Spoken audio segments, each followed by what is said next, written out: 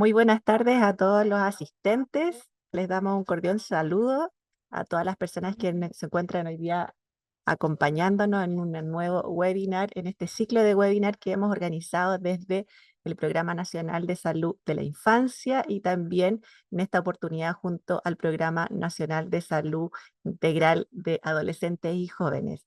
Eh, Como saben, todos los jueves para abordar distintos temas de interés de la salud de niños, niñas y adolescentes en esta oportunidad también, en este ciclo que hemos titulado Promoción y Protección para la Salud Infantil, cuyo objetivo es entregar herramientas a los equipos de salud y comunidad para la promoción y protección de la salud de niños y niñas.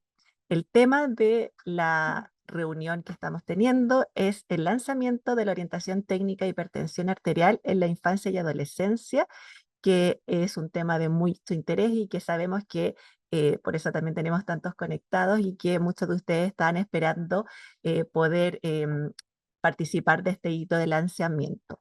Nos acompañan en esta instancia también las referentes del programa de salud de la adolescencia y también las referentes del programa de infancia de redes asistenciales, que aquí está Lorena Vera junto a nosotras también.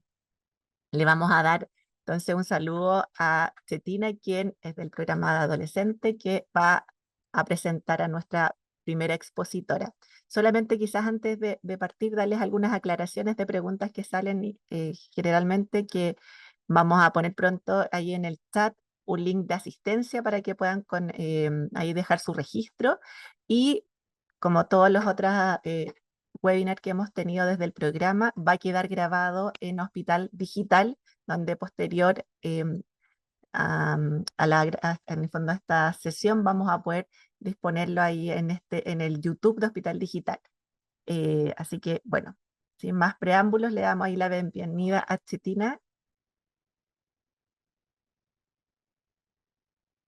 Hola, muy buenas tardes. Bueno, sean todos bienvenidos. En esta oportunidad voy a presentar a la doctora Pamela Yantén Aroca. Como ustedes saben, ella es médica familiar del niño de la Universidad Católica, es magíster en administración en salud.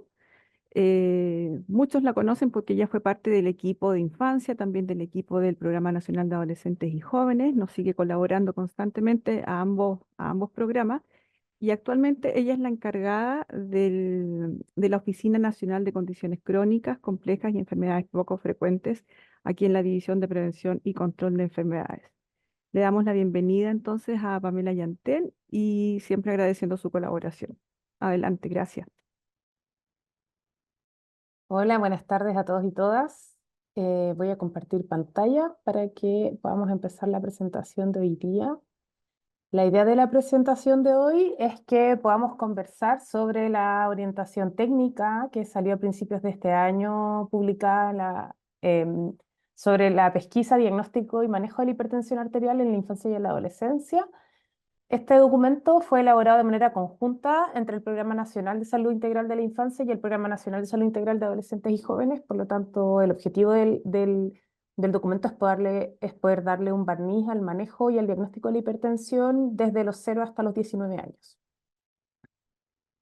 Al finalizar la presentación vamos a haber analizado cómo hacer el diagnóstico de hipertensión arterial en niños, niñas y adolescentes. Vamos a haber reconocido cuáles son los signos de hipertensión arterial secundaria en este grupo etario.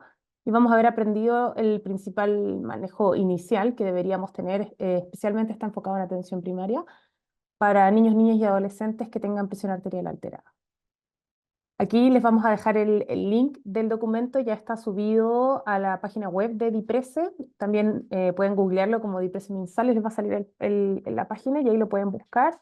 El documento ya se ha publicado también con las redes asistenciales, así que lo ideal es que ustedes ya puedan tener acceso al documento en sí. Y en caso de cualquier cosa, también nosotros siempre estamos disponibles a responder las dudas que puedan llegar. Entonces, primero vamos a hacer una leve introducción, luego vamos a hablar de factores de riesgo para hipertensión y para hipertensión secundaria. Luego, cuáles son las definiciones para hablar de presión arterial elevada y para hablar de hipertensión arterial. Y finalmente, algunos aspectos sobre el tratamiento. Sabemos que la hipertensión arterial es una enfermedad crónica no transmisible y es uno de los principales factores de riesgo cardiovascular y cerebrovascular en la adultez.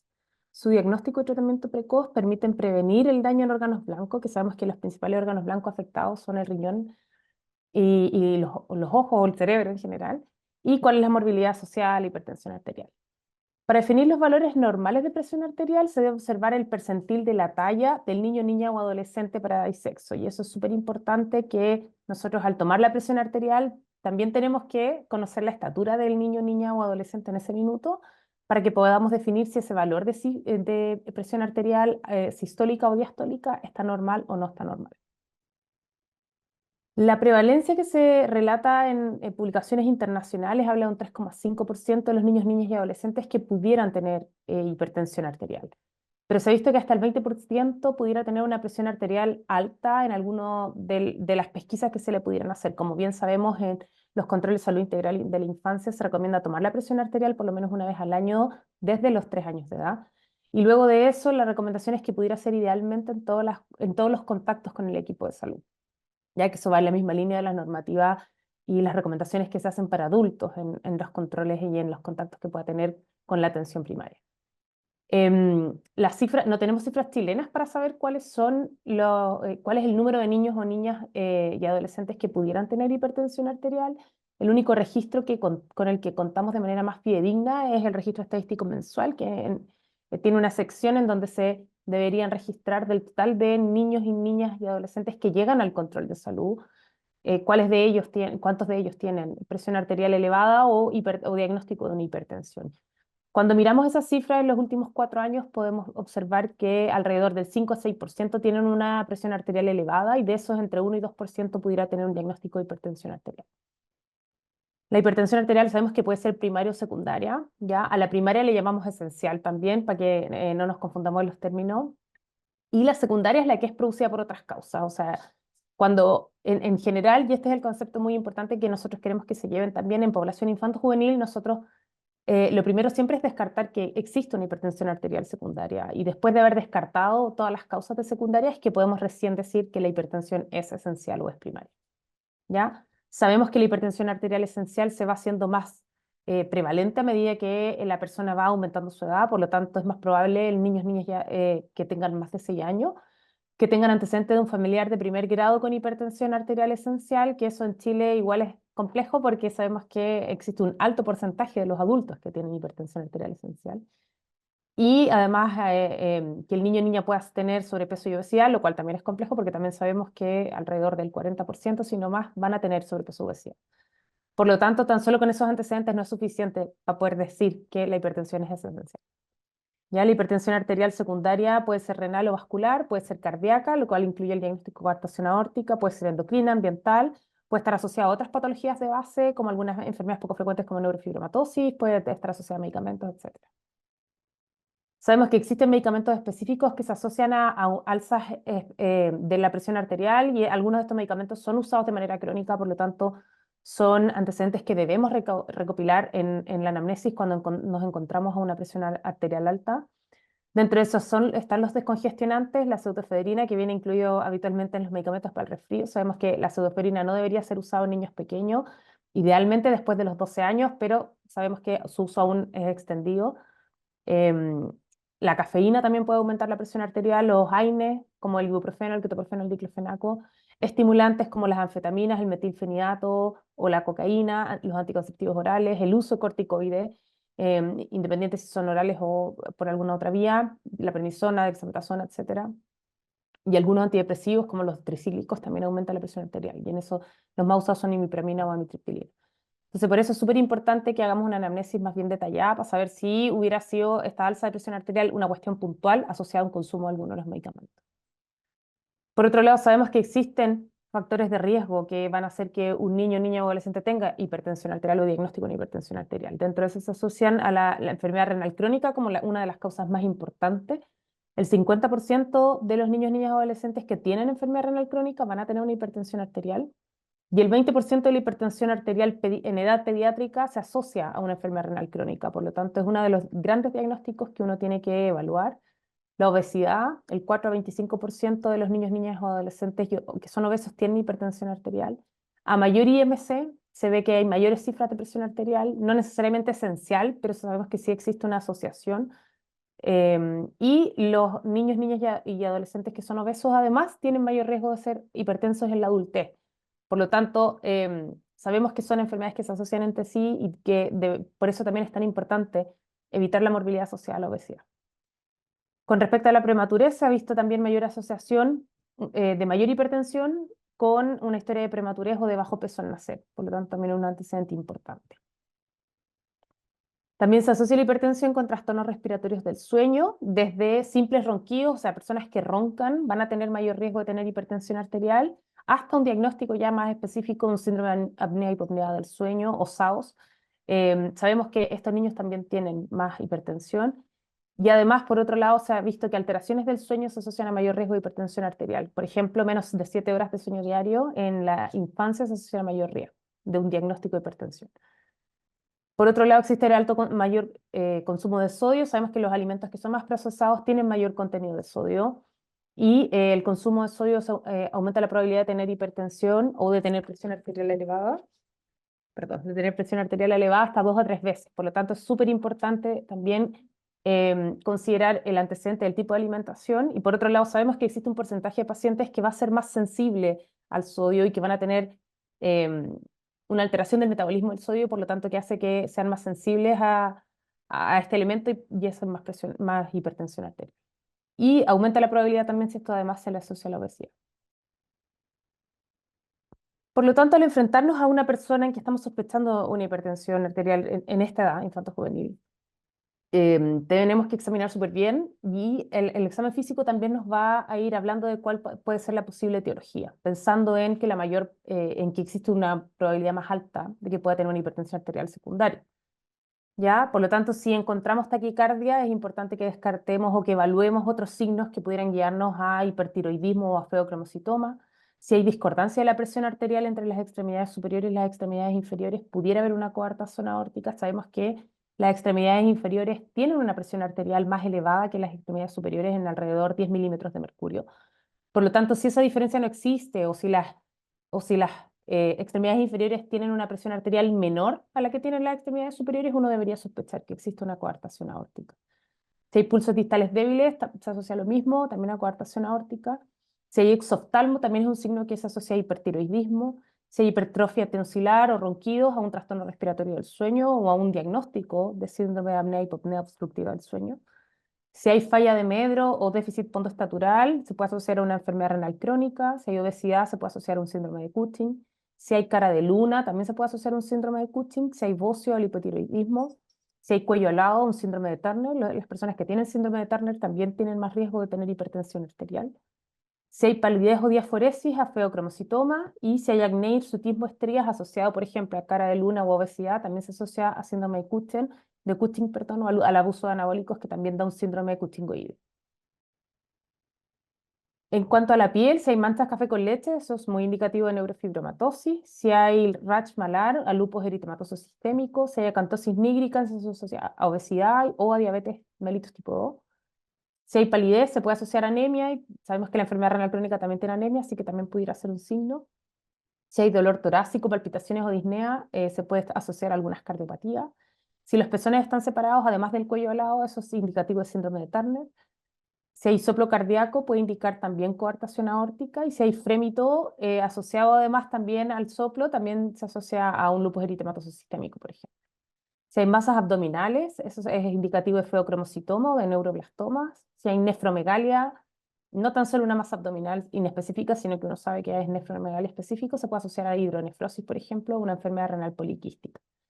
Si hay ambigüedades genitales, se puede asociar a una hiperplasia suprarrenal congénita. Y si hay reflujo vesículo-ureteral o infecciones urinarias a repetición, hematuria, edema que sean más persistentes, uno debería sospechar una enfermedad renal crónica. Finalmente, si hay debilidad muscular o edema, se asocia a hiperaldosteronismo, que sabemos que por la alteración del eje también se produce una hipertensión arterial.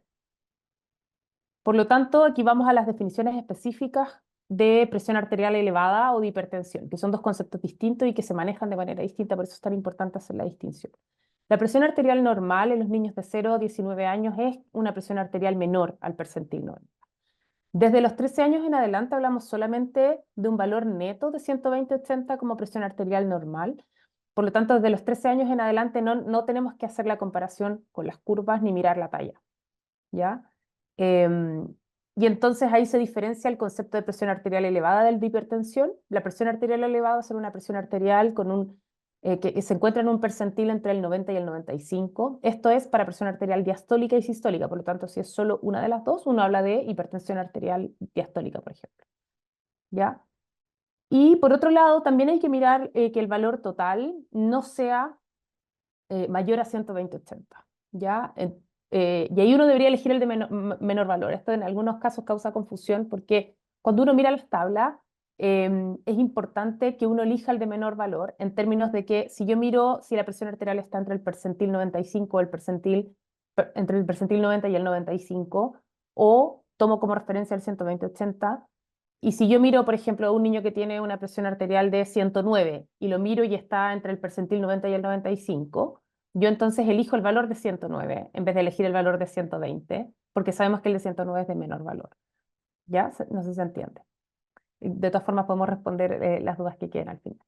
Y por lo tanto, para los adolescentes de los 13 años en adelante, usamos una presión arterial sistólica entre 120 y 130. Por lo tanto, si está entre 120 y 129, vamos a hablar de presión arterial elevada.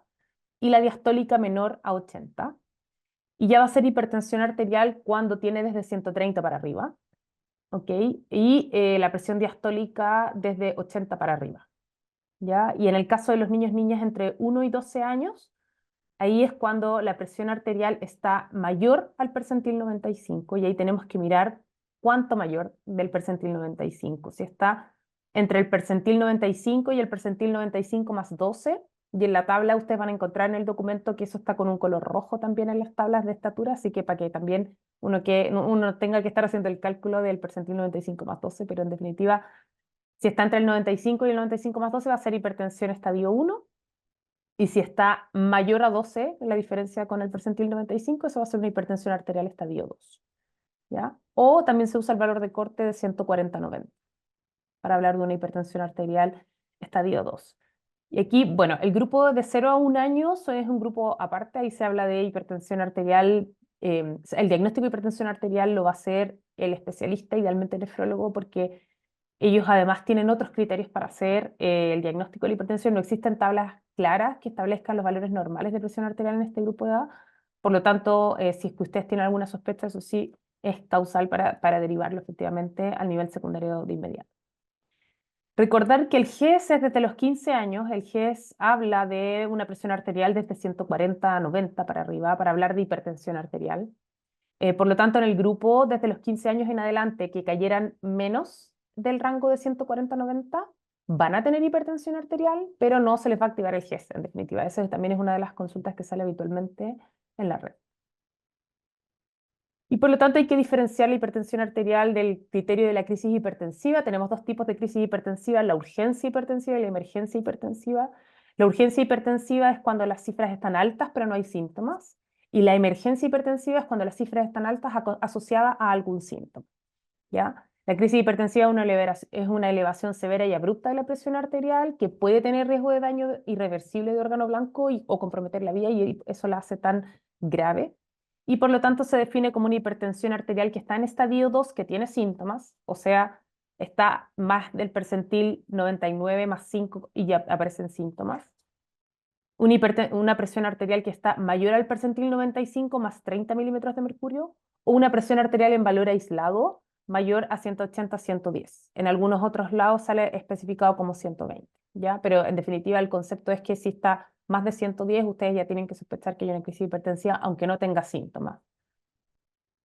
¿Ya? Por lo tanto, ¿qué hacemos si encontramos cifras alteradas? Y entonces aquí hay 3 flujogramas distintos, dividido en si es que la presión arterial cae en el rango de elevada, si es que la hipertensión es estadio 1 o si es que la hipertensión es en estadio 2. ¿Ya? Si la presión arterial cae en el rango de elevada, siempre lo primero es hacer cambios de estilo de vida, y eso se lo vamos a recomendar a todos nuestros pacientes, independiente de su peso, independiente de sus estilos de vida basales. Siempre vamos a poder optimizarlos de alguna forma. Si hay un diagnóstico de obesidad, vamos a tener que derivar a nutricionista, y eso sí se puede hacer en APS, sabemos que eso está disponible. Y por lo tanto, si la presión arterial está elevada solamente, o sea, está entre el percentil 90 y el 95, debemos hacer un control de presión arterial en 6 meses. Y ahí siempre se prefiere el método auscultatorio porque se sabe que el método oscilométrico, que en definitiva es los esfigmomanómetros que son digitales, pudieran efectivamente subestimar los valores de presión arterial. Por lo tanto, siempre deberíamos usar el método auscultatorio. Entonces, si le tomamos la presión arterial, siempre hay que confirmar con un método auscultatorio. Si yo estoy haciendo un control sano, le tomo la presión y está alta, tengo que tomarla por lo menos 3 veces en esa misma oportunidad que es el control de salud integral. Y el promedio de esas 2 últimas tomas, por lo tanto, si la tomo la primera vez, si la encuentro, la miro en las tablas. Si la encuentro alta, voy a volver a tomarla 2 veces más en el mismo control. Esas 2 veces más debería incluir las extremidades superiores y las inferiores, por lo tanto, debería ser 2 veces en la extremidad superior y 1 vez en la extremidad inferior. Por lo tanto, yo tengo que promediar la presión arterial para saber cuál va a ser el valor final. No es que yo deba usar el de menor valor o el de mayor valor, sino que tengo que promediar las tomas que se hicieron en ese control de salud integral. Si ese valor sigue siendo elevado, yo debo citar al paciente a un control de presión arterial en 6 meses. Y cuando le vuelvo a tomar la presión en 6 meses más, debe ser a través de un método auscultatorio. Si mantiene la presión arterial elevada, entonces en el mismo control debo tomarle la presión arterial nuevamente en ambas extremidades superiores y en la extremidad inferior. O sea, son 3 tomas. Brazo izquierdo, brazo derecho y una extremidad inferior. Y en definitiva, si en ese momento sigue teniendo la presión arterial elevada, vuelvo a reforzar los cambios de estilo de vida, cito a control de nuevo en 6 meses. Si en 6 meses más sigue teniendo la presión arterial elevada, debo derivar al nivel secundario para completar el estudio, para definir si es una hipertensión arterial secundaria o no, y si se trata solo de una presión arterial elevada o si además tiene diagnóstico de hipertensión arterial. Con respecto a los cambios de estilos de vida, aquí siempre me gusta tomar los pilares que hablan de la medicina de los estilos de vida, que hablan de estos 6 pilares que son los más importantes, que nos permiten dar como un barniz general sobre cuáles son las recomendaciones que deberíamos entregar. Dentro de eso está la alimentación saludable, la práctica regular de actividad física, evitar el consumo y el abuso de sustancias peligrosas, y dentro de eso se encuentra el alcohol, el tabaco, etcétera. Asegurar un buen manejo, un bienestar emocional y manejo del estrés, tener higiene del sueño, y esto, obviamente la recomendación de la cantidad de horas de sueño tiene que ver con la etapa del ciclo vital en el que está cada niño, pero en definitiva que haya una buena higiene del sueño en general, y que hayan relaciones interpersonales significativas y con sentido de pertenencia a nuestro entorno. O sea, se ha visto que todo eso efectivamente ya va a mejorar el estado basal de calidad de vida y de salud de la persona, y por lo tanto es algo que tenemos que recomendar y que en definitiva uno debería hacer este tipo de recomendaciones también en todos los controles de salud integral. ¿A qué nos referimos cuando hablamos de alimentación saludable? Sabemos que están las guías de alimentación para la población general que sacó la DIPOL el año pasado, pero además en particular en hipertensión arterial existen algunos estudios que se han hecho, por ejemplo, que hablan mucho de la dieta DASH, que es una dieta un poco mediterránea. Se han hecho estudios principalmente en población adulta, pero que han tenido buenos resultados en la reducción de las cifras de presión arterial. Y por lo tanto se recomienda la reducción de sodio al máximo, que sea una alimentación alta en aceite de oliva, que sea una alimentación alta en frutas y verduras, alta en granos enteros, frutos secos y legumbres. Por lo tanto, ahí uno siempre puede hacer la recomendación de si va a comer granos o harinas, que las reemplace por granos enteros, por harina integral, fideos integrales, arroz integral, etcétera. Aumentar el consumo de frutos secos y legumbres para que estos ocupen la mayor cantidad de los días de la semana y que eso se prefieran por sobre los alimentos de origen animal. Y además reducir los azúcares, los alimentos procesados y las harinas refinadas. Ya la dieta mediterránea y la dieta DASH también incluyen consumos de pescados que sean y de carnes magras que sean altos en omega 3, por ejemplo, para que eso también pudiera ser una recomendación más específica. Con respecto a la actividad física, se recomienda que sean por lo menos 40 minutos de actividad física aeróbica moderada a vigorosa, por lo menos 3 a 5 días a la semana. Entonces ahí la recomendación más general es que sea por lo menos, idealmente, 1 hora diaria o la mayor cantidad de días de la semana. Ya hay recomendaciones específicas también que son para cada edad.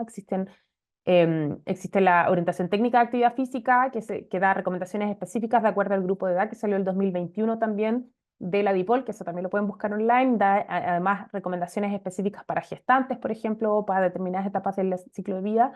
Y por lo tanto ahí se recomienda que entre 1 y 4 años sean por lo menos 3 horas al día, reduciendo siempre al máximo las horas de pantalla, porque sabemos que eso se asocia a mayor sedentarismo. Entre los 5 y los 17 años sea mínimo 1 hora al día, máximo 2 horas de pantalla. Y en los mayores de 18 años la recomendación es que sea actividad aeróbica entre 150 a 300 minutos a la semana y que además eso se sume a actividad anaeróbica, o sea, ejercicios de fuerza asociados además como al cardio que se conoce habitualmente. Y estos ejercicios de fuerza deberían ser por lo menos 75 a 150 minutos a la semana. Por lo tanto, estas recomendaciones de los cambios de estilo de vida se lo vamos a recomendar a todos, eso queda de manera transversal. Lo mismo que si encontramos obesidad, vamos a hacer la derivación al nutricionista. Y aquí va cambiando un poco la recomendación en caso de que tenga hipertensión arterial efectivamente.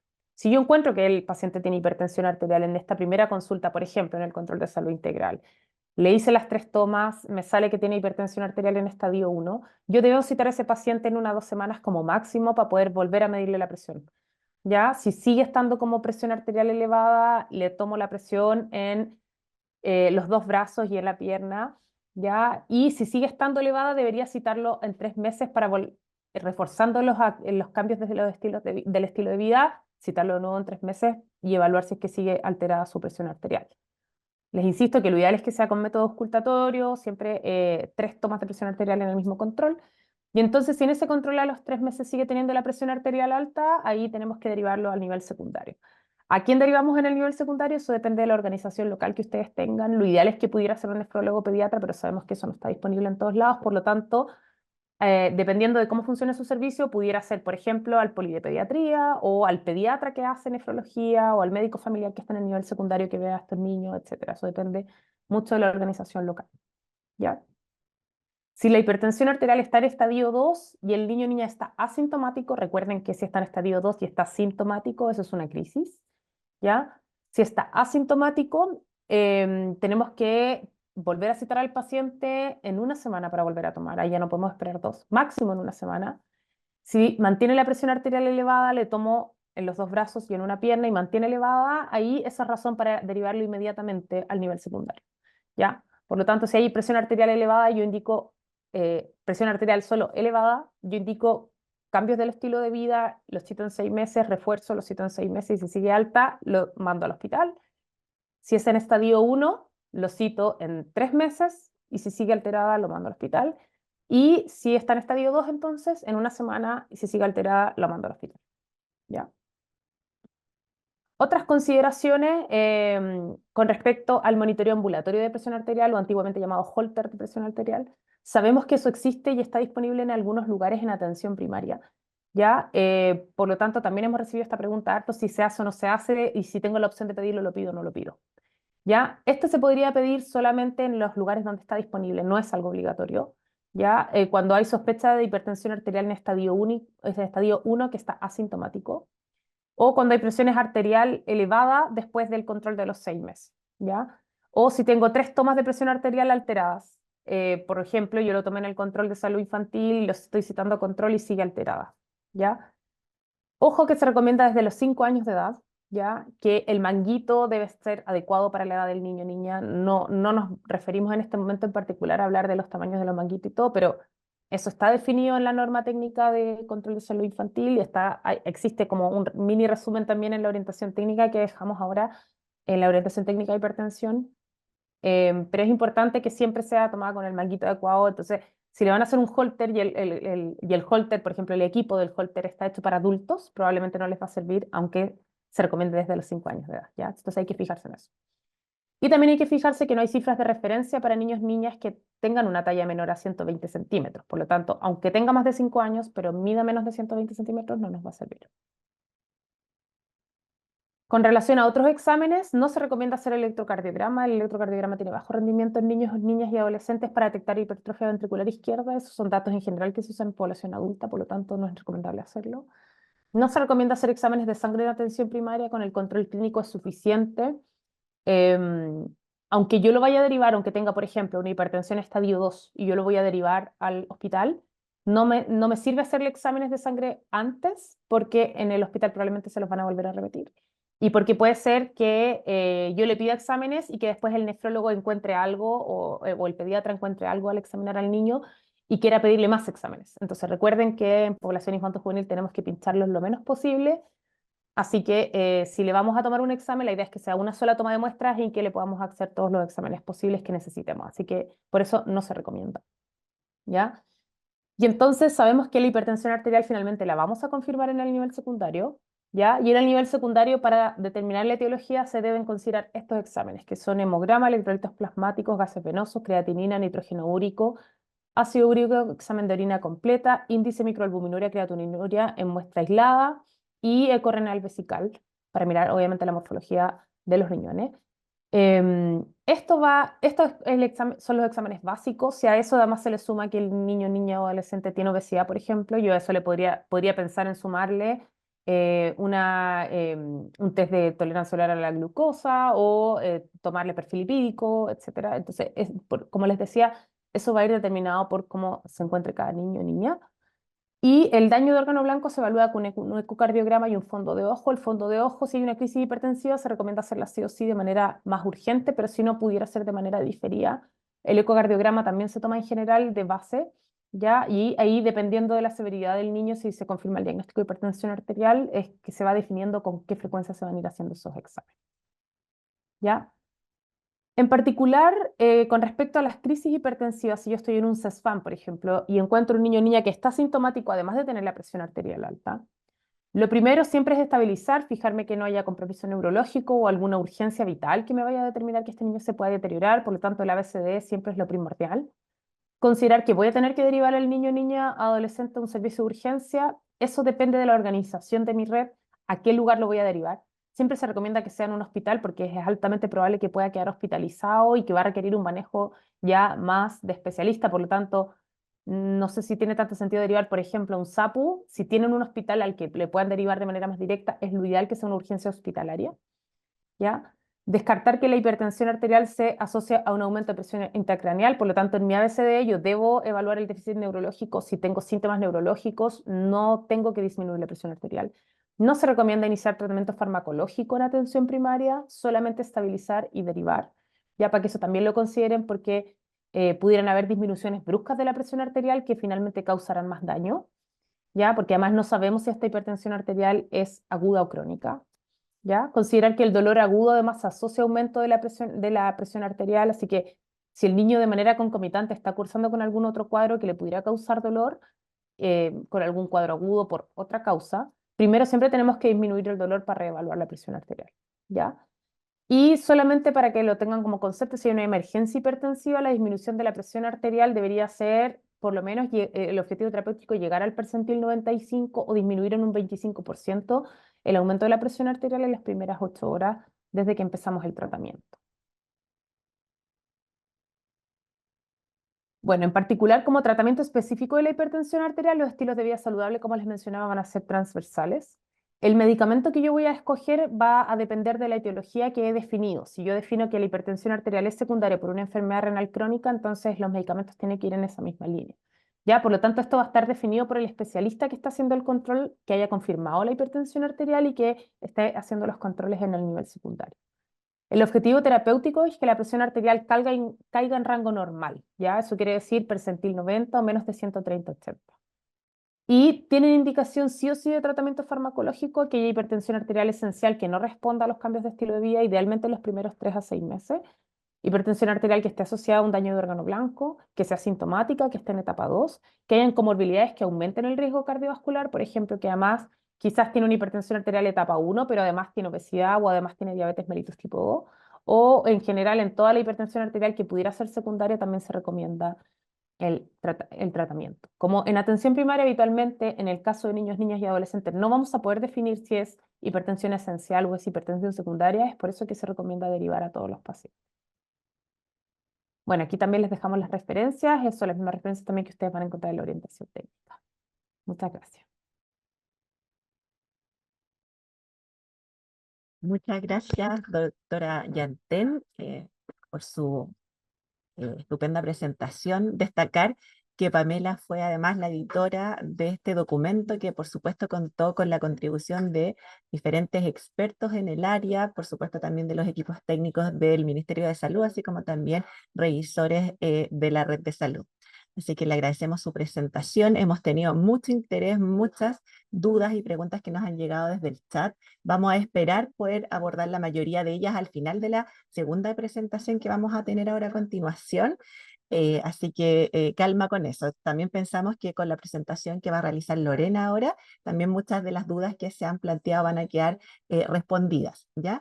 Recordarles, aprovechar también de recordar a quienes se incorporaron durante la presentación y no alcanzaron a escuchar la introducción. Recordarles que estamos en este ciclo de webinar del Programa Nacional de Salud Integral de la Infancia, que se titula Promoción y Prevención en la Salud Infantil, que realizamos todos los jueves, o sea, la mayoría de los jueves en realidad, en las tardes. Tenemos un calendario en el cual se destacan los distintos temas que difundimos a través de nuestros referentes en las Seremis de Salud, como también en los servicios de salud. Así que desde ya los dejamos invitados. Todas las grabaciones de estos webinars y transferencias técnicas quedan disponibles en el sitio web de Hospital Digital, específicamente en el YouTube de Hospital Digital. Ahí van a ir quedando alojadas para que en caso de que quieran volver a revisarlas con más detalle, ahí van a tener la oportunidad para hacerlo, ¿ya? Bueno, ahora les voy a presentar a nuestra segunda expositora. Ella es Lorena Vera Angulo, quien es enfermera, magíster en salud pública y referente nacional de infancia del Departamento de Gestión del Cuidado, perteneciente a la División de Atención Primaria de la Subsecretaría de Redes Asistenciales del Ministerio de Salud. Lorena va a realizar una presentación que se titula Orientación técnica de hipertensión arterial en niños, niñas y adolescentes, cómo nos preparamos desde la atención primaria en salud. Así que le damos ahí un saludo a Lorena y el pase para que pueda presentar. Sí. Hola, buenas tardes a todos los asistentes. Agradezco la oportunidad de poder dar la mirada desde la atención primaria, que yo creo que igual tener claro que esta es una orientación técnica, que son lineamientos, y que efectivamente desde la realidad actual se está realizando versus lo ideal, tenemos que eventualmente llegar a eso, especialmente desde el punto de vista del financiamiento, entre otras, y las capacitaciones de los equipos, entre otras estrategias. Entonces la idea de esto es entregar lineamientos generales respecto a esta orientación técnica, apoyada obviamente siempre por nuestra norma técnica de infancia, que es del 2021, que no se contradicen entre ellas, al contrario, simplemente existe una complementariedad entre ambas informaciones. Así que voy ahora a presentar. Súper. Entonces, eso. Entonces, cuando empezamos a pensar en hipertensión, siempre estamos pensando en el mayor de 15 años, o en el adulto mayor, o en la persona mayor, o en adultos con múltiples enfermedades crónicas.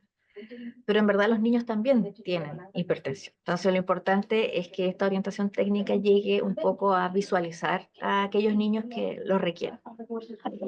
Entonces, muy a grandes rasgos, porque esto lo profundizó mucho Pamela, ¿cuáles son los factores de riesgo de la hipertensión en los niños, niñas y adolescentes? Partiendo por la prematurez y bajo peso de nacimiento, las complicaciones neonatales, por eso es tan importante también hacer una anamnesis al inicio de los controles, antecedentes familiares a temprana edad, cardiopatías, infecciones urinarias, hematuria, proteinuria, enfermedades renales conocidas o malformaciones, historia familiar de enfermedad renal congénita, trasplante de órganos sólidos de médula ósea, tratamientos con medicamentos que pueden elevar la presión, por ejemplo el metilfenidato, enfermedades sistémicas asociadas a la presión arterial, como lo había mencionado él. Y las principales causas según la edad, pensando en los recién nacidos, tienen que ver principalmente con ciertas malformaciones o ciertas de estructuras de órganos blancos, pensando siempre en la parte más bien renal. Y en algunos casos también en la parte o sea, del corazón, perdón, cardíacas. Considerar que los niños principalmente se da en la parte renal. Entonces la principal causa es esa. En los lactantes y preescolares lo mismo, la coartación de la aorta, enfermedades del parénquima, estenosis de arteria renal, hipertensión monogénica, entre otras. En los escolares lo mismo, y se agrega dentro de eso la obesidad y el síndrome metabólico, que cada vez más lamentablemente se está dando. Y en los adolescentes parten otras complicaciones, por ejemplo, de nuevo la obesidad y el síndrome metabólico, el hipertiroidismo, algunos tumores y drogas como los anabólicos y la cocaína. Entonces, ¿cuándo medir la presión arterial? por norma técnica, está que a todos los niños y niñas a partir de los 3 años. Y eso se hace anualmente en el control de salud infantil. Eso está hace varios años atrás, entonces no hay una novedad en él, pero es un reforzamiento de aquello. Además, a todos los niños menores de 3 años que tienen algún factor de riesgo de hipertensión. Y eso se hace en cada consulta en el caso de que tenga ese factor de riesgo presente. Por ejemplo, en el caso de hermano gemelo, por ejemplo, en el caso de que sea un prematuro extremo y que haya tenido antecedentes, etc.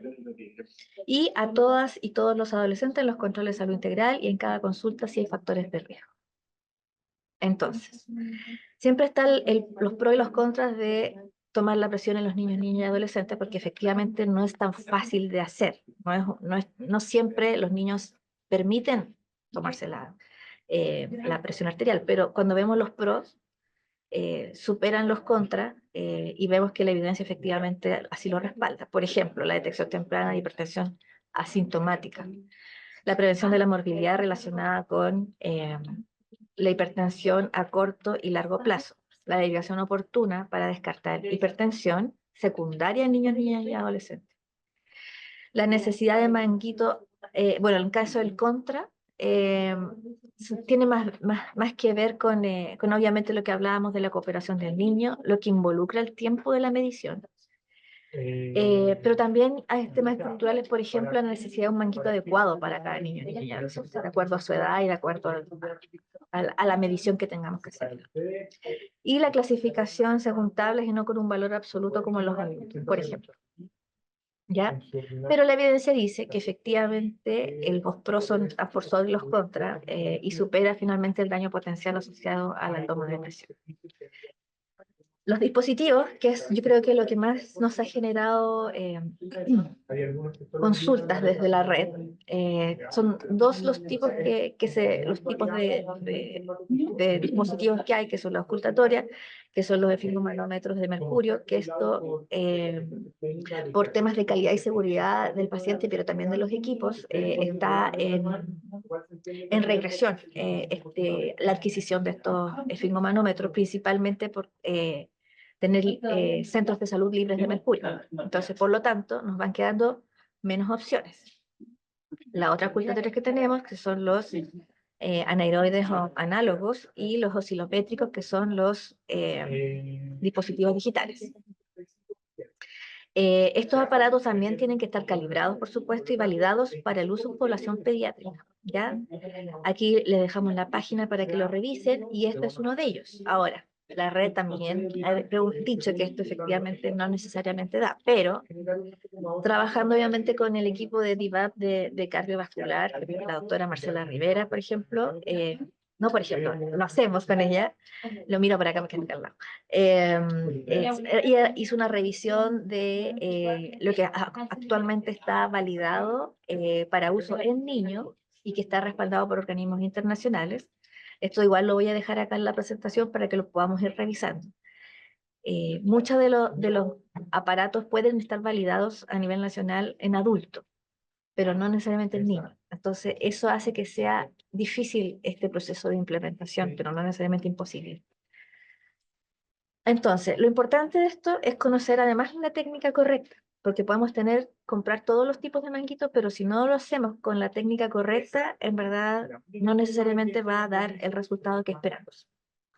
Entonces, primero, Lorena, la sí, Nicola acá, disculpa que te interrumpa, es que nos están diciendo desde Hospital Digital y también los auditores que hay mucho ruido de fondo. Si le puedes ahí pedir a lo mejor a tus compañeros que sabemos que estamos en directos también para que todos sepan y que nosotros no contamos con oficinas aisladas, así que sí, somos todos funcionarios públicos y todos claro, tenemos oficinas entonces, compartidas. Entonces, además, todos estamos en reuniones nacionales paralelas. Así que le pido las así que vamos. disculpas del caso, pero es lo que tenemos, como todos. Ley Lorena ya pidió que pudieran hacer un poco más de silencio y va a tratar de hablar lo más fuerte posible y lento para que se entienda. Así que nos solicitamos las disculpas del caso y les pedimos también su mayor comprensión. Dale, Lore. Sigamos, entonces. Entonces, utilizar el manguito correcto, medir la longitud del brazo desde el proceso de acromion o olecranon del codo, como se ve en la figura B, identificar bien el hueso y el hueso del codo y lo medimos, ¿cierto? Marcar el punto medio, como se ve aquí en la figura D, y en este punto medir la circunferencia del brazo. Esta foto es una foto antigua del programa cardiovascular, donde efectivamente se lleva mucho tiempo esta misma indicación y no ha cambiado. Por lo tanto, esto es un refuerzo. Se mide entonces la longitud de la vejiga o la cámara, que debe ser entre el 80 y el 100% de la circunferencia del brazo, y el ancho de la vejiga, que al menos entre el 40% de la circunferencia o 2/3 del largo del brazo. ¿Ya? Y aquí aparece obviamente un ejemplo que también está en la orientación técnica.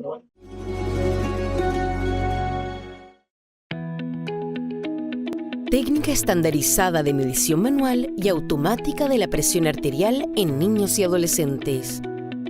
A partir de los 3 años de edad, todos los niños y niñas, independiente de su estado nutricional, deben contar con un chequeo de presión arterial en forma anual, y también los menores de esta edad que tienen factores de riesgo conocidos de hipertensión arterial. Antes de realizar la medición de la presión arterial manual o automática, deben tener en cuenta las siguientes consideraciones. La medición debe realizarse en un ambiente cálido y confortable, sin ruido ambiente. El paciente debe haber reposado al menos 5 minutos previos a la medición, no haber ingerido medicamentos y haber evacuado la vejiga en caso necesario. Se debe informar a la persona sobre el procedimiento a realizar y la duración estimada de 10 a 15 minutos aproximadamente. La posición del paciente debe ser sentado en una silla, con la espalda recta y los pies bien apoyados en el suelo, sin cruzar las piernas. Se debe disponer de una mesa que permita al paciente apoyar su brazo y mano a la altura del corazón. Los niños pequeños pueden sentarse en la falda de su madre. En lactantes se acepta que se acuesten de espalda en la cama.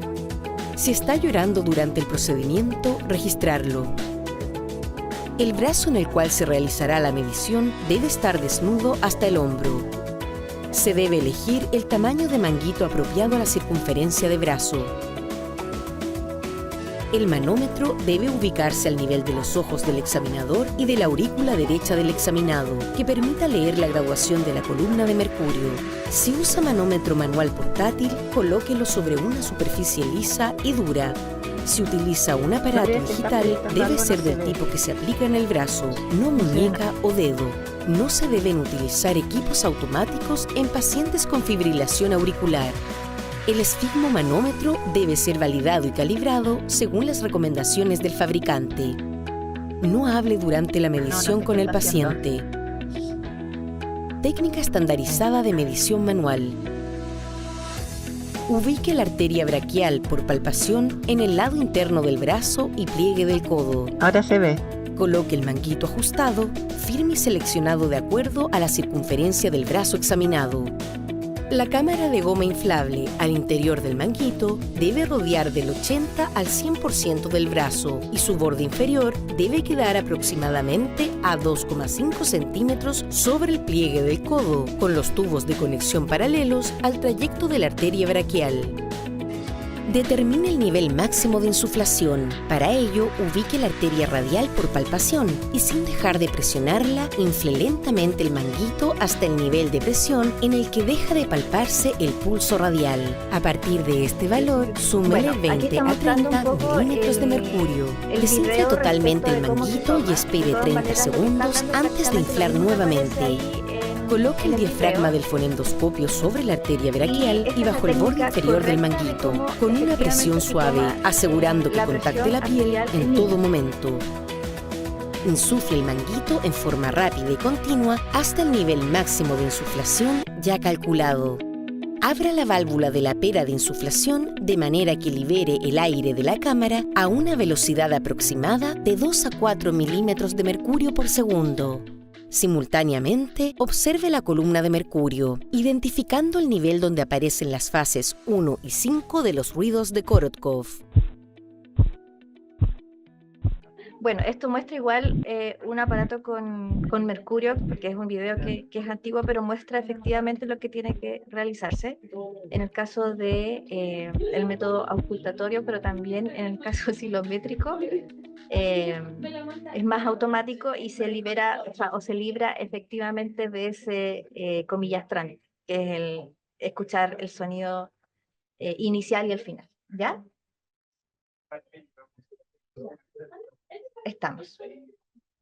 De todas maneras, en la presentación va a estar explícito el... Espérate que estoy buscando.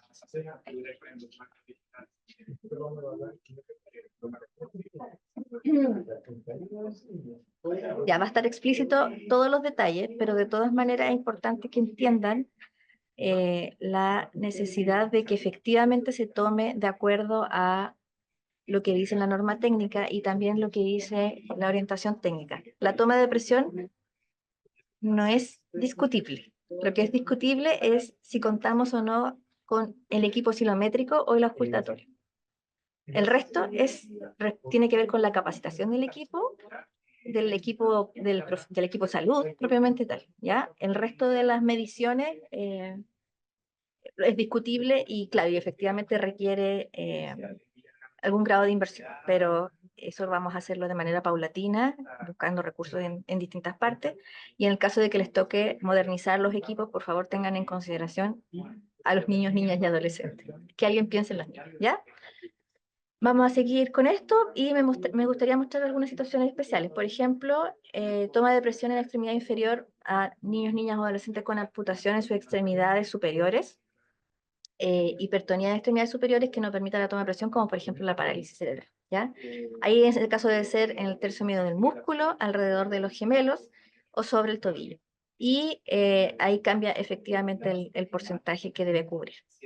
Y en personas menores de 1 año se recomienda seguir las indicaciones en el caso de que sea un aparato oscilométrico, es en el brazo derecho, el manguito de tamaño apropiado al paciente, lo que equivale generalmente a manguito entre 2 a 4 centímetros de tamaño. Ese es como el aproximado para los niños menores de 1 año, a menos que sean prematuros o recién nacidos, ahí de verdad el manguito debe ser más pequeño. Idealmente instalar brazalete 15 minutos antes y tomar presión arterial cuando estén despiertos, tranquilos o dormidos. Los que hemos hecho control de salud a un niño sabemos que es difícil, pero ese es el ideal, por eso se pone idealmente. Se sugiere realizar medición de presión arterial una hora y media después de haber tenido alguna intervención médica dolorosa o estresante, por ejemplo, toma de muestra, vacuna, que esté enfermo y han tenido que hacer una evaluación médica importante o kinesioterapia respiratoria, por ejemplo, ¿ya? Y se puede tomar la presión arterial con el paciente de cúbito, acostadito o en brazos de la madre, ¿ya? Y aquí están las tablas de valores de presión sistólica y diastólica en niños, niñas y adolescentes. Obviamente no vamos a entrar en detalle, pero solamente mostrar que estas son las tablas para menores de 1 año, para sexo biológico masculino y sexo biológico femenino. Lo mismo está en las tablas de niños a 1 a 9 años de edad, para niños y para niñas. Y las tablas con valores de la norma técnica son los mismos valores. La única diferencia es que en la norma técnica están separadas en 2 tablas, que es la sistólica y la diastólica, pero los valores siguen siendo lo mismo. Y también está en la orientación técnica las adolescentes para sexo femenino y para sexo masculino. En la OT de Control de Salud Integral del Adolescente del 2021 son los mismos valores, la única diferencia es que la OT tiene los colores por percentiles y solo hasta los 12 años, ¿ya? Entonces, si la medición hace sospechar hipertensión arterial en niño, niña y adolescente, se realiza un plan de cuidado integral personalizado para cada niño. ¿A qué nos referimos con esto? Yo sé que todos automáticamente hacemos las derivaciones, hacemos como lo que tenemos que conversar con los papás, con las familias, etcétera, a lo mejor visita domiciliaria, a lo mejor hacer un análisis de la familia, pero eso es un plan de cuidado integral. Lo importante es dejarlo registrado y hacerle el seguimiento que corresponde especialmente para que no se pierdan estos niños ni estas familias. porque tal vez si detectamos en una oportunidad a un familiar o a un niño que tenga alguna alteración en hipertensión, o sea, de presión arterial, tal vez podemos detectar también a sus hermanos en esas mismas condiciones.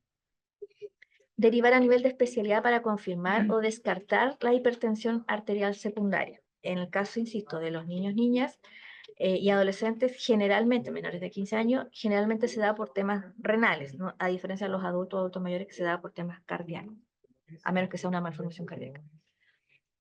Y el GES se inicia una vez descartada la hipertensión secundaria en el nivel de especialidad en adolescentes mayores de 15 años, que eso también es una de las grandes preguntas que nos realizan, ¿ya? Primero se descarta la hipertensión secundaria en el nivel de especialidad o en el nivel secundario y después se ingresa. El registro, en el caso de los controles de salud o de la población infantil hasta los 9 años, se da en el REM P2 y en la sección F, que está incluida en la sección A y A1. ¿A qué me refiero en su población bajo control? Entonces yo acá pongo a mi población bajo control que tiene su presión arterial vigente. Eso. Muchas gracias. Muchas gracias, Lorena, por la Perdón por el presentación. video, pero es que encontraba que era como preciso la forma en que se tenía que hacer, excepto obviamente el toma de presión de mercurio, pero la forma en que se tiene que hacer en los niños sin la ropa, etcétera, son cosas que son muy antiguas, que se están desde que el programa cardiovascular partió. De hecho, son fotos de la Cecilia Morgado, creo que se llamaba la enfermera que estaba acá en el cardiovascular. Patricia Morgado, parece Patricia Morgado, esa, la Pati Morgado. La nombraron en el chat. Que de hecho son ¿cómo se llama? Son las fotos de ella, o sea, son las manos de ella en la OT. Entonces, es una técnica que lleva hartos años y no ha cambiado. Lo único que ha cambiado tal vez es la modernización de los equipos y la dificultad tal vez en el acceso de los oscilométricos, pero el resto se mantiene. Muchas gracias. Vamos a pasar entonces a la ronda de preguntas. Hay mucho interés, muchas preguntas, son demasiadas, les queremos decir a todos los asistentes, así que es probable que no alcancemos a responderlas todas, así que para que sepan desde ya que cómo vamos a ajustar los tiempos, ¿ya? Así que vamos a partir con las preguntas. La primera es para Pamela. Nos pregunta una de nuestras asistentes si la talla de los niños y adolescentes se evalúa en desviación estándar. ¿Cómo se homologa eso a percentiles para evaluar presión arterial en niños? Bueno, siempre aclarar que las dos desviaciones estándar corresponden con el percentil 95 o con el percentil 5. Si uno mira una curva de Gauss, entonces se ve que esas desviaciones estándar coinciden con los percentiles. Pero quería mostrarle, entonces, esto como de forma más práctica, ¿ya? ¿Ven mi cursor? Lo vemos perfecto. Ya. Si tengo un niño, en este caso, niño, ya, varón, de 3 años, yo lo primero que tengo que hacer es mirar su talla, ¿ya? Si este niño de 3 años medía, por ejemplo, 93 centímetros, yo tengo que mirar lo que quede entre estos dos números, ¿cierto? Entre el 93, entre el 92,5 y el 93,9, ¿ya? Le tomo su presión arterial. Esta tabla está dividida la primera mitad hacia la izquierda, presión sistólica, y hacia la derecha, diastólica, ¿ya? Entonces, le tomo la presión arterial sistólica y tengo que ver cuánto es su valor normal, ¿ya? Como su estatura estaba entre estos dos, yo tengo que mirar estas dos columnas y fijarme en la sistólica. Por ejemplo, si está menor a 101, entonces está normal, ¿ok? Desde 100 para abajo. Si la presión arterial sistólica está en 103, entonces está la presión entre el percentil 90 y el percentil 95. ¿Ok? ¿Se entiende? Y entonces acá en valor rojo les pusimos percentil 95 más 12, que en este caso sería el 106 más 12, que es el 118. ¿Ya? Y en ese caso sería una crisis hipertensiva. Esto es importante hacer el énfasis ahí, Pame, que ya está sumado, ¿cierto? Entonces, ¿podrías Ajá. ahí como explicar de nuevo eso para el momento de ir a mirar en la tabla? Que ya no es necesario sumarlo, sino que ya Exacto. está. El color naranjo es el percentil 95 de las tablas. ¿ya? Y por lo tanto nosotros aquí le sumamos más 12 para que ustedes sepan y no tengan que hacer la suma. Si yo tengo más de 118 en este caso, entonces ahí se trataría de una crisis hipertensiva, porque ahí tengo percentil 95 más 12, ¿ya? Que el percentil 95 es 106, si a eso le sumo 12 me da 118. Muchas gracias. Otra pregunta que nos llega es respecto a un caso en particular de niños que tengan algún diagnóstico de base, por ejemplo, TEA o hiperactividad u otra condición, que sean usuarios de metilfenidato y qué recomendaciones se pueden entregar a los padres y cuidadores en torno también al tema de la presión arterial. Bueno, aquí en particular sobre el metilfenidato hay que recordar que los controles en atención primaria de personas que tienen trastorno de déficit atencional e hiperactividad y que usan metilfenidato deben ser controlados su presión arterial en cada uno de los controles, ¿ya? Y eso sería en este caso para los colegas médicos que hacen el control de salud mental del niño al que le están dando el metilfenidato. Eso quiere decir que el colega tiene que hacer este ejercicio de mirar su talla y mirar su presión arterial para saber si está normal en cada uno de los controles cuando le tome la presión. Em, Lo importante, sabemos que el metilfenidato efectivamente sube la presión arterial. Entonces, en los niños que estén en control con este medicamento, uno debería hacer, como les mencionaba, hacer un chequeo constante de su presión arterial. Y si en algún minuto yo detecto que tiene la presión arterial elevada o tiene un diagnóstico de hipertensión arterial, entonces va a este flujograma que yo les mencioné dependiendo del nivel de presión arterial que tenga. Si yo le pillo una hipertensión arterial, se la tengo que tomar 3 veces en ese mismo momento y entonces así, dependiendo del nivel, citarlo en 1 o 2 semanas o en 3 meses o entre 6 meses como para ir siguiendo el flujograma. O sea, recordar que esta pesquisa de presión arterial no va a venir necesariamente solo del control de salud integral, sino que también pudiera ser detectado en morbilidad por el profesional médico o en un control con la nutricionista por otra cosa o en un control de salud sexual y reproductiva, por ejemplo, que la matrona le tomó la presión arterial, debería mirar las tablas, etc. Perfecto. Perdón, solamente para aclarar el tema de, que igual han preguntado harto de cómo hacer el toma de presión a un niño, no en lo ideal o no en la teoría, sino en la práctica. Hay un curso que hizo la doctora Valeria Rojas que se hizo a nivel nacional y que se va a reforzar ahora por SIAD respecto al manejo de ciertos em, prestaciones que se realizan en los niños y niñas en la atención primaria y que de hecho hay webinars que se van a hacer mensualmente a nivel nacional y que después van a quedar disponibles en YouTube. Y dentro de eso es, por ejemplo, la asistencia de los niños a odontólogo, algunas prestaciones como toma de examen o, por ejemplo, en el caso de las niñas que eventualmente tengan que hacer una evaluación ginecológica o gineco-obstétrica, etcétera. Entonces, esas herramientas educativas también se van a reforzar en esos webinars, como para que estén atentos respecto a eso, pero principalmente es anticipar a los niños. O sea, entiendo que a lo mejor a los 3 años es difícil poder hacer entender, o no, no sé si es tan difícil, igual los niños entienden. El tema es que eventualmente se tienen que ir acostumbrando a ciertas técnicas que van a compartir o que van a ser de toda la vida. Por ejemplo, ir al odontólogo se parte desde el programa cero, por ejemplo, las vacunas, por ejemplo, la toma de muestra, etcétera. Son cosas que habitualmente las personas desde el inicio del curso de vida estamos expuestas, las mujeres, por ejemplo, en evaluaciones ginecológicas, etcétera. Entonces, eventualmente, si hacemos esto rutinal, de manera rutinaria, eventualmente los niños se van a acostumbrar, pero si nosotros ponemos como cierta como resistencia, ellos también los van a percibir. De todas maneras, vuelvo a insistir y le vuelvo a hacer propaganda al webinar de la doctora Valeria Rojas, que efectivamente, y en las clases de cómo se llama, que se van a eventualmente impartir por SIAD, a nivel nacional también, creo que van a ser luego, no quiero adelantar, también aparecen algunas formas de cómo, qué técnicas se pueden aplicar a niños que tienen temas sensoriales, como bien, que no necesariamente todos son TEA, sino que tienen temas sensoriales, pero finalmente es adelantar, que los papás sepan que efectivamente se va a hacer así y que finalmente va a ser algo que se va a hacer todos los años por el resto de su vida. Gracias, Lore. Ahí precisar quizás para hacer un énfasis que se refería a unos webinars que se están realizando específicamente desde el equipo de TEA, que se vincula a la ley que se están haciendo también en otro ciclo de transferencia. Así que ahí como darle ese marco.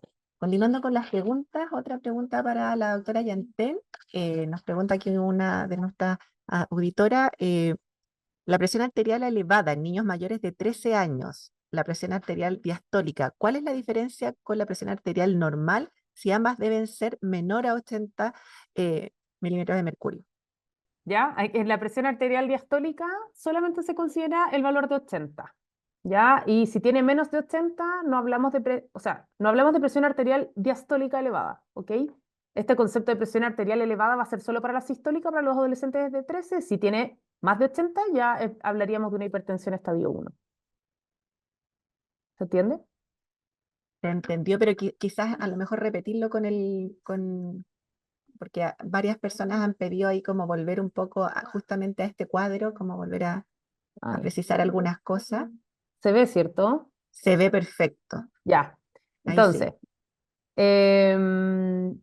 no hay diferencia, como les digo, la presión arterial normal desde los 13 años en adelante es que sea menor a 120/80, ¿ya? Por lo tanto, si un adolescente tiene una presión arterial diastólica de manera aislada con una sistólica normal menor a 120, si tiene una presión arterial sistólica mayor a 80, de manera automática cae en la categoría de hipertensión estadio 1, ¿ok? Perdón, de presión arterial en estadio 1, ¿ya? Porque la hipertensión arterial en estadio 1 sistólica es para presiones diastólica es para presiones arteriales diastólicas entre 80 y 90. Si tiene menos de 80, es normal. A diferencia de la presión arterial elevada, la categoría de presión arterial elevada para los adolescentes desde los 13 años se considera solo para la sistólica, que sería una sistólica entre 120 y 130. Una pregunta también que sabemos que hay mucha duda en torno a ella, que tiene relación con los GES y el GES de hipertensión, ¿cierto? ¿Y qué pasa ahora con este grupo menor de 15 años? Entonces aquí nos pregunta, si no se les activa el GES, ¿cómo aseguramos el tratamiento? Y también cómo diferenciamos a los niños que caen en GES versus los niños que no son usuarios de GES. Ahí quizás también si la doctora Yantén y ahí... Sí, no es necesario asegurar el tratamiento porque sabemos que los niños, niñas y adolescentes menores de 15 años que pueden tener una hipertensión arterial confirmada es porque se la confirmaron en el nivel secundario, ¿ya? Y en el nivel secundario van a tener los medicamentos disponibles para tratarlo y esos medicamentos se los van a entregar mensualmente. O sea, no es que tengamos que garantizar su tratamiento porque su tratamiento va a estar disponible en su hospital y en su hospital se van a adecuar a la canasta que tengan en el hospital para entregarle los medicamentos. Porque además recordemos que no es un solo medicamento el que le damos a todos, sino que va a depender de la etiología de su hipertensión arterial, va a depender qué grado de hipertensión arterial, va a depender de sus otras patologías o comorbilidades, etc. Por lo tanto, esto como de garantizar el tratamiento no es necesario. Si efectivamente es un adolescente entre los 15 años y los 19, en que yo le tomé la presión y la tiene alta, y yo estoy sospechando una hipertensión arterial, tiene por ejemplo más de 140/100, y yo estoy sospechando una hipertensión arterial, el concepto que queremos que tengan es que estos no van a caer automáticamente como hipertensión arterial esencial, que es lo que pasa en adultos. Por lo tanto, yo debería seguir este flujograma, evaluar si es necesario derivarlo al nivel secundario, y si en el nivel secundario lo evaluaron y descartaron una hipertensión arterial secundaria y se confirmó una hipertensión arterial esencial, entonces con el diagnóstico de la hipertensión arterial esencial va a volver a la atención primaria y se va a empezar a atender en la atención primaria como si fuera un adulto o una persona mayor de 20 años y ahí va a tener la canasta disponible que hay en APS. Muchas gracias, porque sabemos que ha generado dudas, ¿cierto? Cómo esto se cruza con el GES, entonces ahí la explicación de Pamela es muy clara. Lorena, una pregunta para ti. Entonces, ahí la perdimos. Ahí está de nuevo la Lorena. No, perdón, solamente reforzar que en la circular número 11 está explicitado eso, que se mandó a la atención primaria y que justamente menciona qué pasa en estos casos de GES principalmente, ¿ya? Así que, por favor, para que lo podemos compartir, tal vez mandar por correo, pero es una circular que se mandó, ¿de qué fecha es? De julio del año 23. De julio del año 2023. Así que para que lo Excelente. tengan Vamos a presente. también quizás hacer los esfuerzos por subir también la circular en conjunto con la orientación técnica para que queden ahí ambos documentos disponibles para que tengan dudas, ¿ya? Así que vamos a hacer esas gestiones para que quede más asequible para todas las personas profesionales, ¿cierto?, que tengan dudas al respecto. Lorena, una pregunta respecto a los manguitos, ¿ya? Dice, ¿cuáles manguitos de qué tipo de aneroides están validados en la población pediátrica? Tú mostraste un link ahí en un minuto, así que quizás reforzar eso. Vamos a tratar ahí desde la presentación, pedirle a la Lore que pueda después a lo mejor copiar ese link que nos han pedido también aquí los asistentes, que lo pudiéramos difundir. Tú pusiste en una lámina esa información. Sí, sí. Lo que pasa es que ese es un dato que es como una plataforma web más o menos donde se evalúa o se ve los tipos de, de aparatos que se pueden tener. Pero en la práctica hay pocos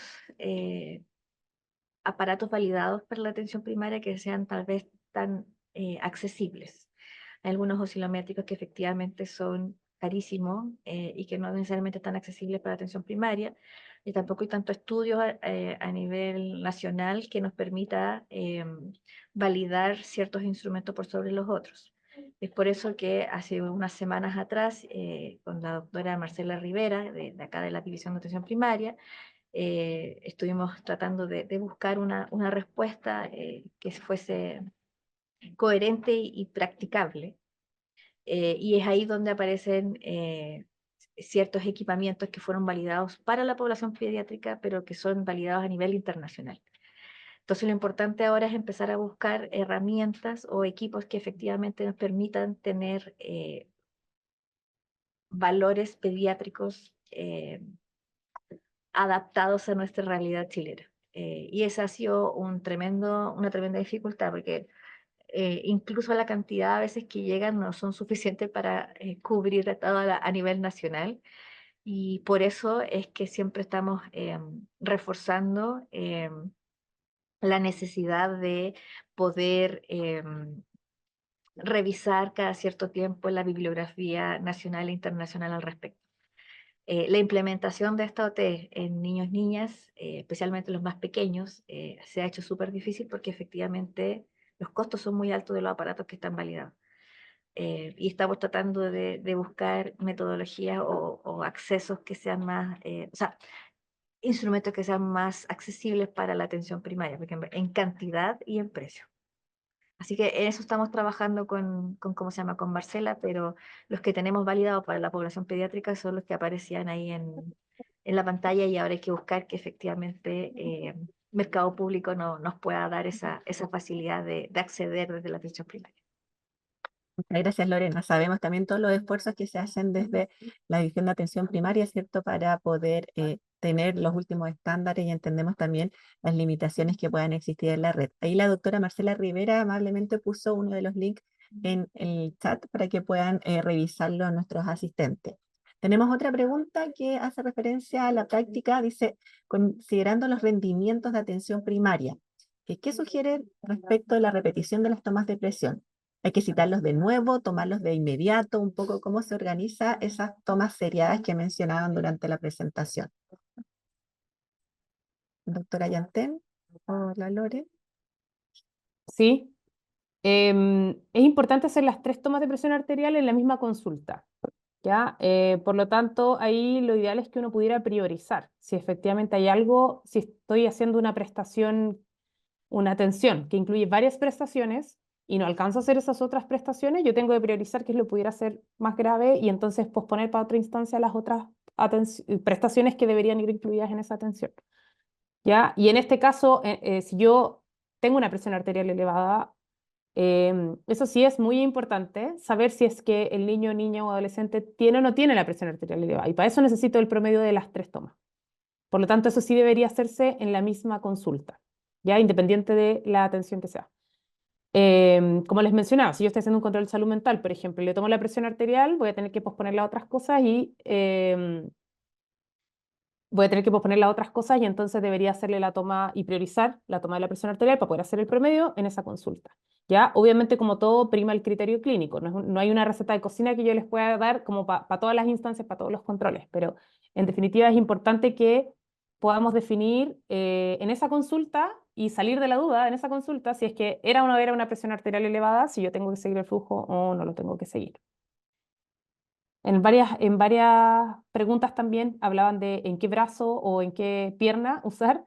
Es importante hacer, como les decía, la toma es en los dos brazos y en una pierna, cuando sea posible. ¿En qué pierna? En cualquiera.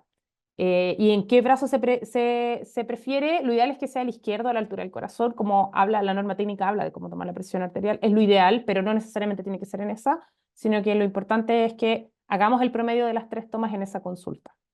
¿Ya? Que en definitiva, claro, lo que se busca es intentar descartar la coartación aórtica al mirar esta diferencia entre la presión de las extremidades superiores con la presión de la extremidad inferior. Eso, muchas gracias por responder el tema de en qué brazo y en qué, que también es una pregunta que se está repitiendo constantemente.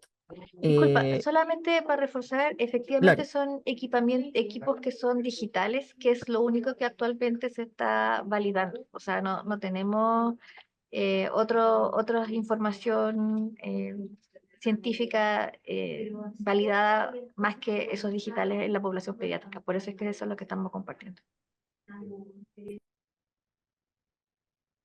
gracias. Nico, quería mostrarles el monito que sale en la OT. ¿Ya? Sí, Ya, dale. en la página 21 sale el monito. Entonces yo le tomé la presión arterial. Si la presión arterial es mayor del percentil 90, debería tomar nuevamente 2 veces más y promediar esos 2 valores.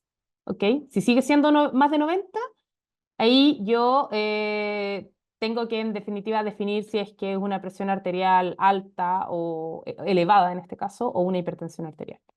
Pero el concepto con el que quiero que se vayan también es que tiene que ser la misma consulta, ¿ya?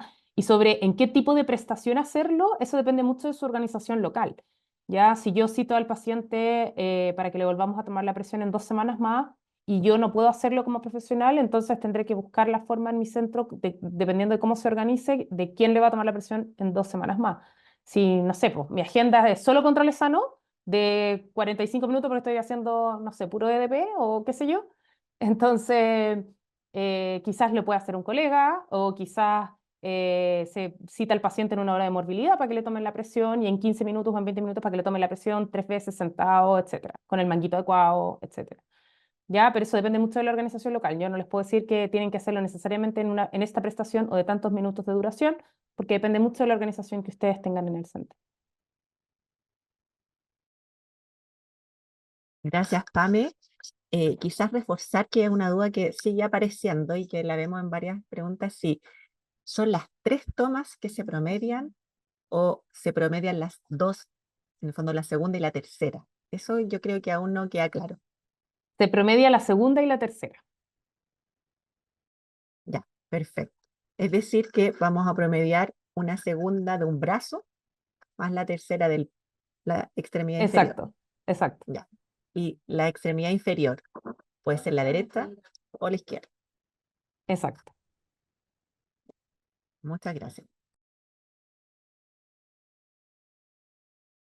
Vi algunas consultas sobre el G, sobre los valores de corte. Perfecto, dale nomás. Nico.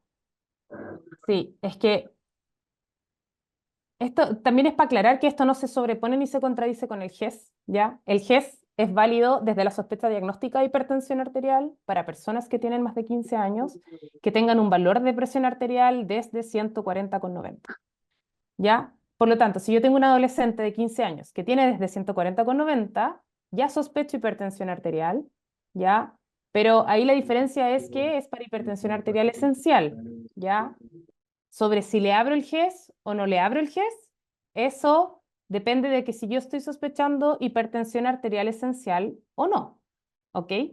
Si yo le tomo la presión arterial y estoy seguro que, y tiene 18 años con 11 meses, y yo estoy segura que es una hipertensión arterial esencial, entonces sí le tengo que abrir el GES, porque le corresponde, ¿ya? Pero si es un chiquillo de 15 años y yo tengo que descartar hipertensión arterial secundaria, mi sospecha diagnóstica es de una hipertensión arterial secundaria, no de una hipertensión arterial esencial. Por lo tanto, en ese caso, claro que no le corresponde abrir el GES, porque no estoy sospechando una hipertensión arterial esencial. ¿Ya? Y entonces va a corresponder que yo siga este flujo, que vea y que el especialista defina si es o no es una hipertensión arterial secundaria. Y si no es secundaria y es esencial, entonces quien le diagnostique la esencial va a tener que firmar el GES, porque el GES es para hipertensión arterial esencial. Muchas gracias por esa Sobre aclaración que 140,90. ¿Sí? Sí. justamente eso causa dudas, ¿cierto? Y también la diferencia de a qué se orienta el GES, que tiene esta diferencia respecto al manejo de la hipertensión que estábamos viendo en general. Algunas otras preguntas estamos buscando aquí porque varias se han ido. Otra pregunta aquí, yo creo que para la doctora Yantel, dice, ¿el Holter o el MAPA se puede realizar en niños y adolescentes que se encuentren en tratamiento farmacológico?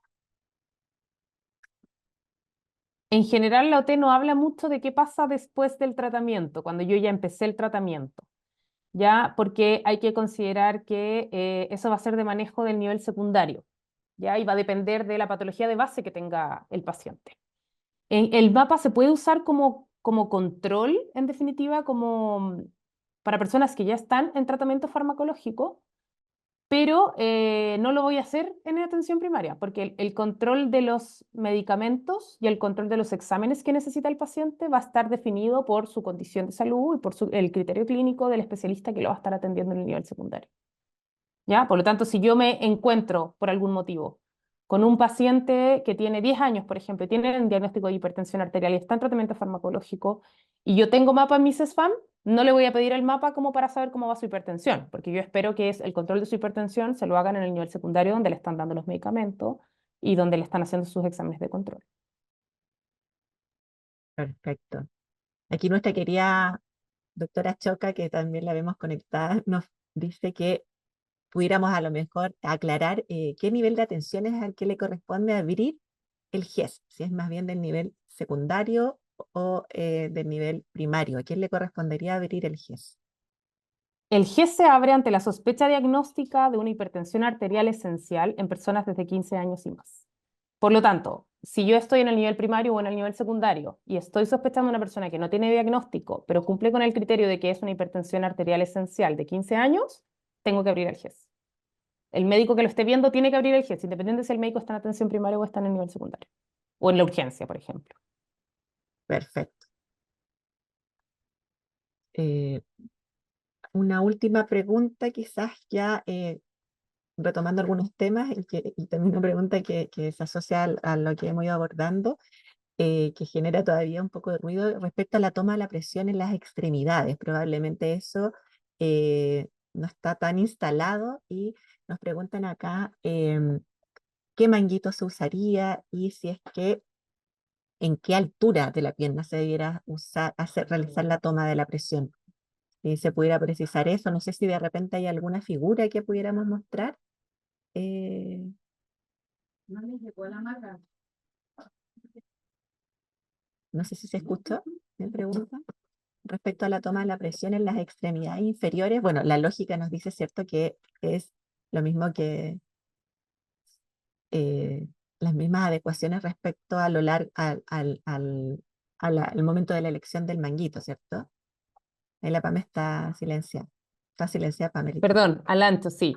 Y la altura debería ser a la altura de la arteria femoral, que es un poco como el análogo que uno hace con la arteria radial en los brazos. Ya, efectivamente, no existe, no tengo una imagen como a la mano para poder mostrarles, pero debería ser a la altura de la arteria femoral y para sacar el tamaño del manguito deberían hacerse las mismas adecuaciones que uno hace para el brazo, como sacar esta altura que mostró la Lore y que está también súper bien explicado en la norma técnica para saber cuál es el tamaño que debiera cubrir 2/3 de la circunferencia, etc. Exacto. Eso. Sí, solo Ya para, reforzar, no pusimos imagen, pero efectivamente en el tercio medio del muslo, que es la arteria femoral, alrededor de los gemelos, que es la arteria poplitea, o sobre el tobillo, que es la arteria tibial posterior. O sea, finalmente se tiene que buscar igual una arteria que nos permita efectivamente hacer. Y la dimensión del manguito también varía, como lo mencioné también en la presentación. perfecto. Bueno, ya hemos tenido varias preguntas, probablemente en la medida que vayamos revisando, ¿cierto?, el documento, a lo mejor van a salir nuevas consultas. Así que ahí les invitamos a nuevamente revisar este webinar que, como les mencionamos, va a quedar subido en el YouTube de Hospital Digital o también Salud Digital, que lo pueden buscar desde esa forma, y ahí hay una parte que se van subiendo todas las webinars que vamos realizando desde el programa Infancia. Así que los invitamos nuevamente entonces a poder revisar el documento, también la norma técnica. Nos mencionaban varios asistentes que habían visto algunos valores que pudiesen ser diferentes entre la norma técnica de infancia y esta orientación técnica, así que vamos a volver a revisar todo ello, así que cuenten con eso como un compromiso de nuestro equipo. Y decirles que si hubiese alguna modificación que tuviéramos que corregir, el documento que se va a corregir es el de la orientación técnica de hipertensión, ¿ya? Puesto que en la norma técnica no podemos, en definitiva, es más difícil poder hacer correcciones dada la calidad jurídica que tiene la normativa, ¿ya? Y invitarlos que en el link que está subido dice versión 3, el enlace que nosotros les poníamos dice versión 3, entonces si eventualmente hubiese alguna corrección va a salir como versión 4, entonces ahí para que tengan ojo en cuál es la versión que están utilizando, ¿ya? De todas maneras, si hacemos alguna modificación, por supuesto la vamos a informar a través de los referentes regionales, quienes también, obviamente también los referentes de los servicios, para que puedan informar a toda la red asistencial. Lorena aquí quiere darnos un mensaje, así que... No es de despedida, la verdad. No, Es solamente dale. para cómo se llama, para reforzar algunas cosas.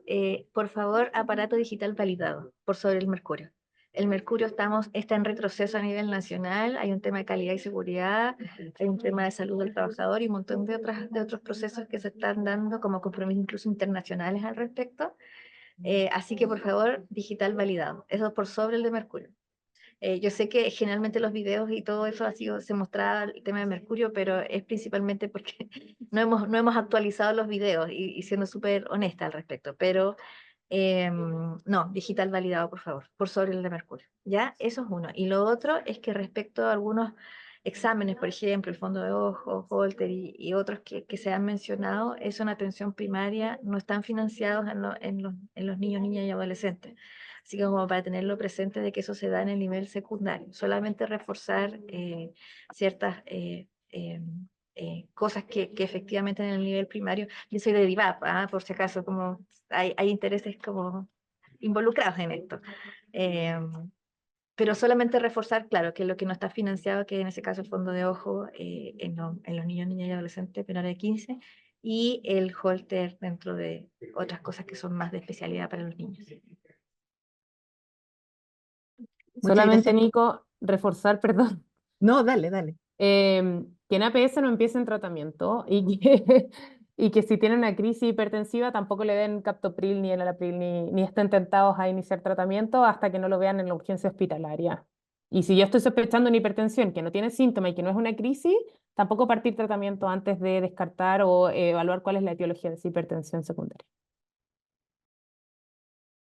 Muchas gracias por estas aclaraciones finales. Bueno, vamos a ver también si más adelante es necesario volver a hacer otro webinar, a lo mejor destinado a esta temática de agradable interés que ha generado. Así que, bueno, agradecerles la asistencia, el interés, por supuesto, y invitarlos a revisar los documentos mencionados y, bueno, a mantenerse también en contacto con sus referentes de los servicios, de las Teremis, para que también, en caso de tener dudas, nos las puedan hacer llegar a nivel central.